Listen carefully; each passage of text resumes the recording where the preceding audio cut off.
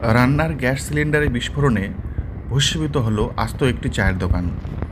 বুধবার মধ্যরাতে ঘটনাটি ঘটে হলদেবাড়ি ব্লকের উত্তর বড় হলদেবাড়ি গ্রাম পঞ্চায়েতের অধীন তেঁতুলতলা এলাকায়। ঘটনার পর ঘটনাস্থলে ছুটে আসে এলাকাবাসীরা।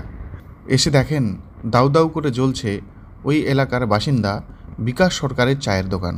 এরপর বিকাশ সহ তার পরিবারের সদস্যরা জল দিয়ে আগুন নেভানোর চেষ্টা করে, কিন্তু তাতে কোনো লাভ হয়নি। দেখতে দেখতে পুরো দোকানটি পুড়ে যায়। কোনো জিনিসপত্র রক্ষা করা সম্ভব হয়নি।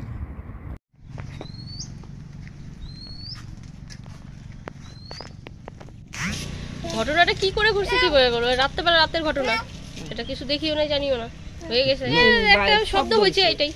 ওই দোকানে যা ছিল সবই নষ্ট হয়ে গেছে, যা ছিল দোকানের মালটা, মানে খনি বিড়ি সিগারেট যা থাকে আর কি, দোকানে চিনি চাপাতি যা থাকে সবই নষ্ট হয়ে গেছে। ডাল যা থাকে ডালগুলো দোকানে কি আমার বাড়ির সংসারের থেকে এখানকার সংসারটা বেশি ছিল। বাড়িতে কি সংসার আছে তো তার থেকে এখানে দ্বিগুণ। না না ফাইট ব্রিগেড আসবে কি? নাম্বারই বলে কারো কাছে নাই, তো গোটা পাড়াটার মধ্যে কোনো কারো কাছে নাম্বার নাই, কেউ এক বালতি জলও দেয় নাই। সবাই আসছে কিন্তু কেউ আগুন জ্বলতেই আছে, কেউ অথচ কেউ এক বালতি জলও দেয় নাই। ঘটনা যা আওয়াজ হয়ে আগুন ধরছে, তাহলে কিসের যা গ্যাসেরই হইলো না কিসের হইলো আমি তো বলতে পারলাম না।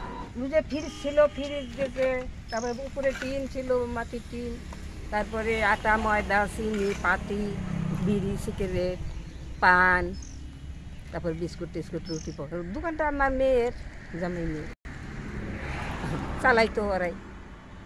হোটেল হোটেল ছিল, তারপর চা পরোটা রুটি সব কিছুই ছিল। 1 লাখ টাকার উপরে ক্ষতি হয়ে গেছে আমাদের। সেটাই নাই ঘর বাড়ি সবে জমি বেশি করছি, তাও তো এই না লোন টোন নিয়ে লোন এখন তো শুধু হয় নাই, তাতে এই ঘটনা। কি করবো এখন, কপালে যে কী আছে না খেয়ে মরতে হবে, তাছাড়া বুদ্ধি নাই তো কী করে বাঁচবো। 2 কেজি 4 কেজি করে চাইলা নিয়ে ওইভাবে খাই, দোকানের মাল বিক্রি করে, দোকানের মাল উঠায়, আর নুনের টাকাই তো আমরা দিতে পারি না, কী করে আমরা চলবো, চলারই বুদ্ধি নেই।